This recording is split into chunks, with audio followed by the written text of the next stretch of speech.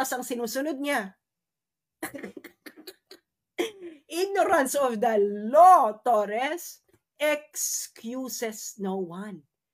Ignorant ka, Torres, sa batas na pinapatupad mo, which according to you is the law of ICC. But according to the law of ICC, Torres, at kayong mga sundalo at mga pulis dyan, dapat hinarap ninyo si Duterte sa competent judicial authority.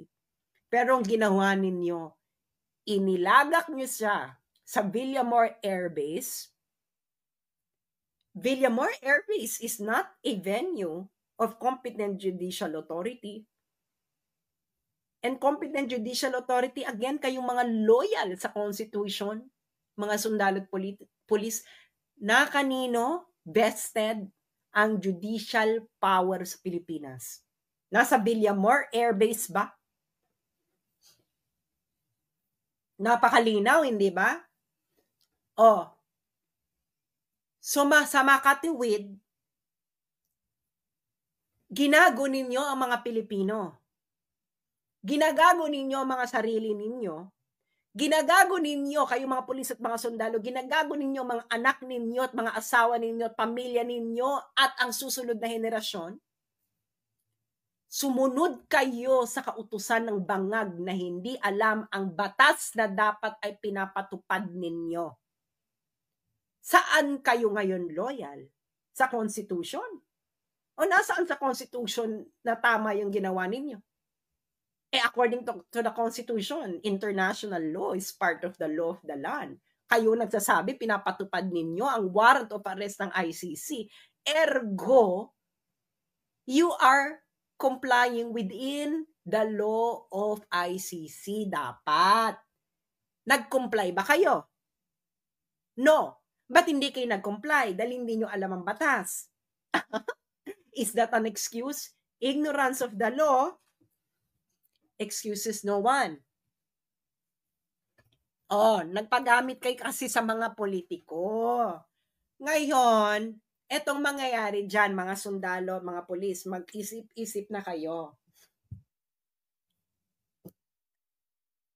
The first defense of Duterte is the violation of Article 59.2. ICC ngayon ay mapupunta sa hotspot kasi malinaw na malinaw. Hindi hinarap si Duterte sa harapan ng competent judicial authority ng Pilipinas. Pag nagsalita ang ICC na okay lang na hindi iharap sa competent judicial authority, ICC will be violating its own rule. Napakalinaw, this is ordinary meaning ng language principle. And this will be taken up. But I'm sure by the UN Security Council. Sino mga permanent members ng UN Security Council? China, Russia, US, France, UK. Well, maybe US, hindi natin alam kung anong magiging response. But Russia and China will definitely move to cancel the proceedings. Suspend at least. UK at France. Paano i-justify ng UK and France na malinaw na hindi hinarap si Duterte in front of a competent judicial authority ng Pilipinas?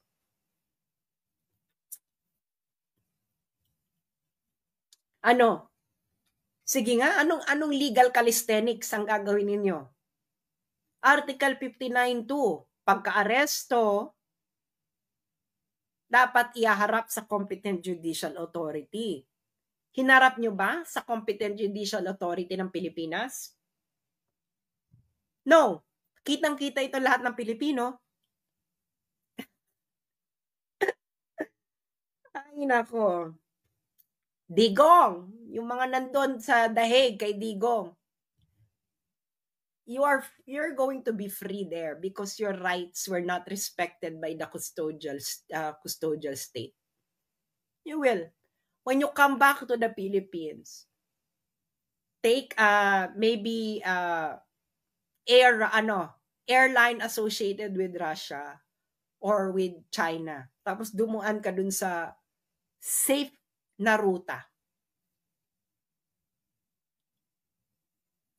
And then when you come back, finish what you started, Digong. Yung mga sundalo dyan at mga pulis, anong batas ang sinunod ninyo? Paki-justify sa Pilipino. According to the ICC Statute, Article 59.2, pagka-aresto, iaharap nyo dapat sa competent judicial authority yung inaresto ninyo. Ginawa nyo ba? Bakit hindi nyo ginawa? Walang nag-inform sa inyo. Aba, ignorance of the law doesn't excuse anyone. You were not operating under any law when you arrested Digong, dinala mo siya sa Villamor Air Base, at isinakay mo siya sa eroplano dahil ang procedure, arrest, iaharap sa competent judicial authority. Ang competent judicial authority, titingnan yung warrant, titingnan yung procedures in accordance with the law ng Pilipinas kung nag-comply. At ikatlo, doon magre-request si Digong ng interim release. Karapatan niya yun, nakalagay dito. Nirespeto nyo ba? Kayong mga sundalo at mga pulis, sinong nag-utos sa inyo para labagin mismo ang batas ng ICC? Remember, Duterte is still innocent.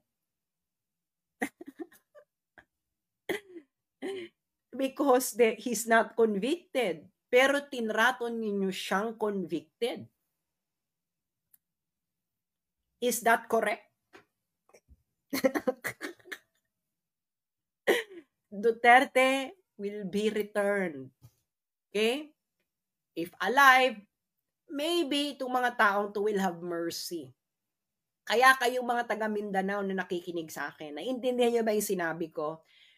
Ginago ang kauna-unahang presidente ng Mindanao.